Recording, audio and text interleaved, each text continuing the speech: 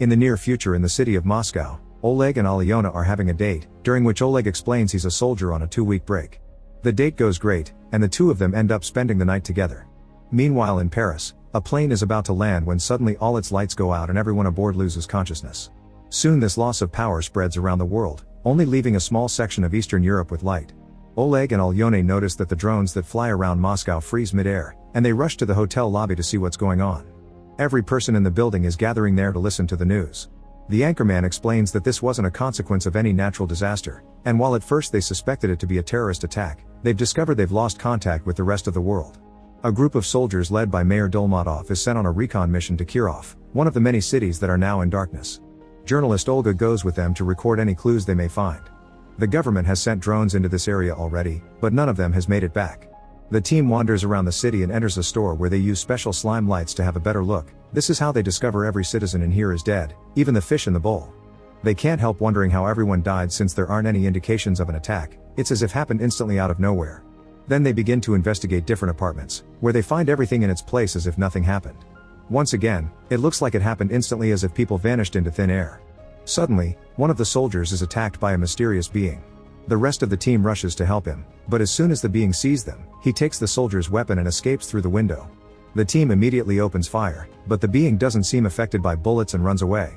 They take the wounded soldier to their plane and ask him if he saw the face of his attacker, but it was dark and the struggle made it impossible to notice anything. A month later, more than 100 million Russians are considered dead, and the government tries to ask the remaining population to stay calm. However, religious groups are gathering because they think the end of the world is coming. Meanwhile, Yura is one of the many civilians that receives a letter asking him to join the army. Yura lives with his mother who suffers from Alzheimer and it pains him to leave her behind, but he joins the army anyway. When he leaves for the base, he notices the current state of the world, since just 1 month was enough for the streets to look post-apocalyptic. Yura ends up joining Oleg's team, which is informed of the current situation by Dolmatov and Colonel Marina. Every city in darkness is considered under quarantine, and the only existing power can be found in Moscow, parts of Belarus, Ukraine, and Finland. This area is known as the Circle of Life. Some retcon teams have come back with bodies and they've discovered they died from endogenous neurotoxins, which are chemicals produced by the human body. The new teams have 2 tasks: find clues for the scientists to understand the cause behind these neurotoxins, and to go deeper into the quarantine zone to gather resources because Moscow is running low. They need to be careful because they've already sent many teams and most of them didn't come back, even if they had tanks to protect them. While everyone gets ready, more volunteers arrive, and Oleg is surprised to see Alyona among them. Suddenly an alarm goes off alerting of an incoming attack. Apparently there's a group of huge enemies coming closer, thus the soldiers gather at the border between the base and the quarantine zone. At that moment the power at the base goes out, so Dolmatov begins shooting flares for a more clear view, and when the strange beings are close enough, the soldiers open fire. Some of these beings manage to reach the base anyway and begin attacking everyone in sight, causing Oleg to lose consciousness. The next morning, Oleg wakes up under the weight of a dead enemy. Yura notices he's still alive and asks for help moving the body. Now Oleg can see the strange being was actually a huge bear. In fact, there are dozens of bear bodies on the other side of the border, and nobody understands why they behaved like that. Olga is there too, recording everything for the news. Oleg is taken to the infirmary and is surprised to learn Alyona's a doctor. She takes care of his injuries, and when he feels pain, she comforts him with a kiss. Meanwhile, Marina and Dolmatov discuss the matters of sensors, a group of people that supposedly gained powers after the blackout. Marina explains they aren't like superheroes. Sensors can actually receive data in their minds like radios receive signals. However, they haven't been able to decipher the data or how this happened. The strongest sensor is Sasha, who is being kept in a military hospital. Since the blackout, he keeps having nightmares about a mysterious bald guy. Today he's being visited by Zhenya, who says he was sent by someone named Id. He explains the first wave destroyed all electronics, the second launched the self-destruction of all biological organisms, and the third wave will make anyone still alive in the quarantine zone attack them. There are millions of them, and their free will is gone, but they have time to stop it. Sasha doesn't want anything to do with this and calls for security, but the soldiers can't see Zhenya and tell the doctor that Sasha is hallucinating. The rest of the soldiers get ready for the mission.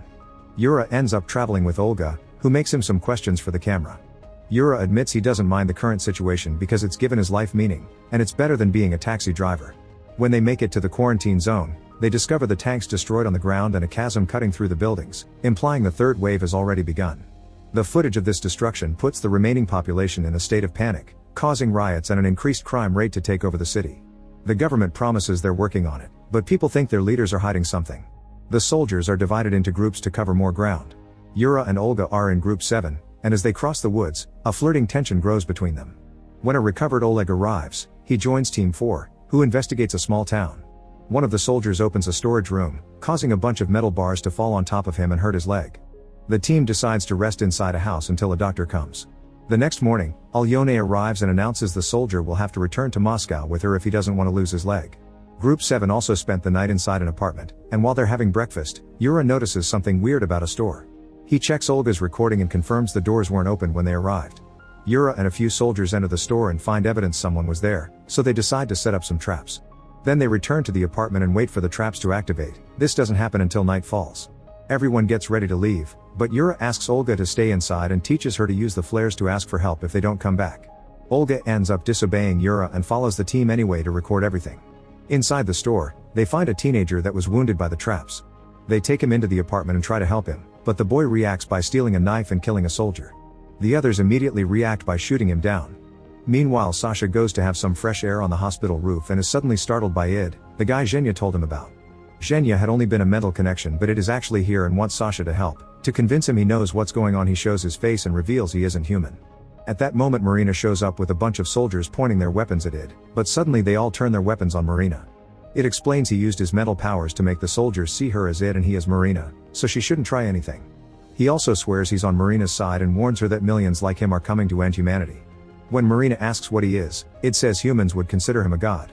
Marina takes Id to her office to interrogate him. It explains he was supposed to start an irradiation process when the moon was above the oceans, but he made a mistake. The moon was covering this section of Europe, so it protected it from radiation. That's how the circle of life happened, and everyone in the quarantine zone is only a mindless drone that will attack soon. Id's race needs Earth because their own star is about to die and they want somewhere new with a sun to live in. Then he reveals there was a wave thousands of years ago. This wave was the human race, which is actually a bioweapon sent by the aliens to destroy the native population of planet Earth. It was the previous native people that built the pyramids and underwater cities because they had been much more developed. Humans are the perfect bioweapon because they're destroyers and colonizers, and they share a lot of DNA with Id's people, except they were stripped of any psychic abilities. The unplanned radiation is causing some people like Sasha to get them back. An army from Id's planet is arriving tomorrow, but Id's brother Ra is already here. Id doesn't agree with his methods and wants to find him, but the only one that knows the location is Sasha, thanks to his dreams. In the meantime, all the teams are suddenly attacked by mind-controlled humans. The soldiers immediately open fire and try their best to establish a line of defense, but the enemy comes in huge numbers and doesn't have trouble fighting back, killing most of the teams and causing them to run out of ammo. When the apartment they're hiding in blows up, Yura asks Olga to shoot the flare, but most teams are doing the same thing and there aren't enough resources to help them all. For now, the few remaining members of Group 7 will wait on the roof of a building to be out of the attacker's reach. Marina's conversation with Id is interrupted by a message informing her of the attack, and Id points out they're wasting time. The two of them together with Zhenya and Sasha fly to the base, and during the trip Id explains he's immortal as long as nobody decides to kill him. When they make it to the base, Id puts Sasha in a trance and he manages to draw Ra's location, which is a skyscraper in Kirov. Id wants to mobilize the remaining troops immediately, but when Dolmatov sees Id's appearance, he doesn't know if trusting him. At that moment a soldier announces Moscow is being attacked as well and Marina convinces Dolmatov by pointing out Id is their only hope. Back to Group 7, they decide to climb down the building to search for the teams that didn't send any flares. Olga is terrified to try, so Yura kisses her to calm her down and lowers her gently. As they walk through the streets, they find a few civilians and kill them before even talking to them. Olga is upset by this because they looked fine, but Yura reminds her the teenage boy had seemed fine at first too. As if to prove his point, a new wave of droned humans attacks them. All the other soldiers die but Yura manages to fight the attackers off, getting wounded in the process. They run to hide inside a garage, where they take care of Yura's injury and find a car with gas and keys to use to escape. At the base, Sasha confesses he's scared to go because he's sure Ra saw him during the vision, and it allows him to stay behind for the sake of his safety. When Dolmatov's team leaves in the tanks, Marina notices Sasha is missing and makes everyone stop. At that moment, a series of rockets attacks the base and blow it up. Marina points her gun at Id, angry because he obviously knew about this, and it admits it's true.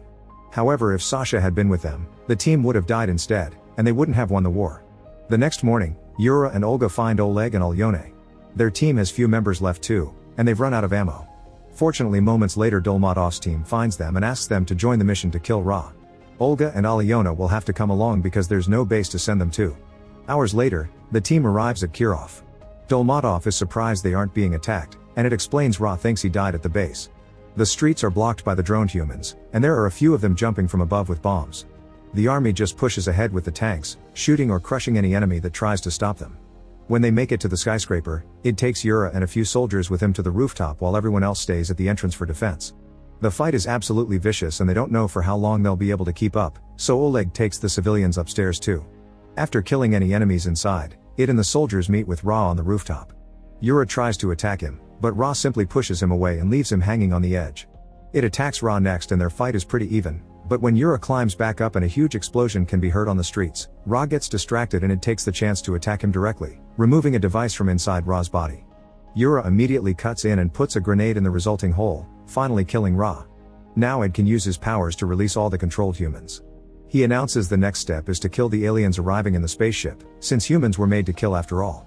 Zhenya doesn't understand why it didn't warn them of all this before the blackout happened, and Aliona and Marina protest against the way it is using humans. When Ed says he's the god humans deserve, Zhenya attacks him with a knife, but Ed uses his powers to make him kill Marina instead. Furious, Oleg tries to attack Ed too, but Yura comes in his defense, pointing out it is the only hope they have against the incoming invasion. A fight begins between Yura and Oleg, and when Olga notices Yura is beating Oleg up, she grabs a gun and shoots Yura to make him stop. Zhenya tries to kill it again, but it easily stops him. Oleg thinks about killing Yura and shoots at it instead, yet bullets don't do anything. It uses his powers to make Oleg see everyone as his father, causing him to hesitate. However, thanks to being a sensor, Zhenya can find the real it and he jumps to bring him down with him. They both die as soon as they touch the ground. At that moment, a giant spaceship lands on a bunch of buildings. Oleg grabs the device it took from Ra and leaves with the women after refusing to finish Yura off.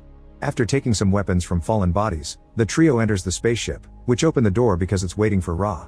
Inside there are hundreds of aliens sleeping in pods, and when Oleg presses the device, oxygen starts being transported to those pods.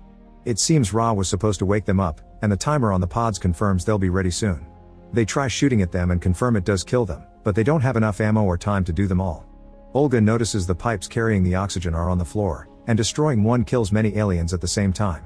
The trio begins destroying every pipe they can find, effectively stopping the invasion. However, when Aliona is about to destroy the last pipe, she freezes because she realizes these last pods have children in them. The kids begin leaving the pods and when Oleg sees them, he drops his weapon to the ground, not being able to hurt innocent creatures. Make sure to subscribe and turn on notifications so you can watch more videos like this. Thanks for watching.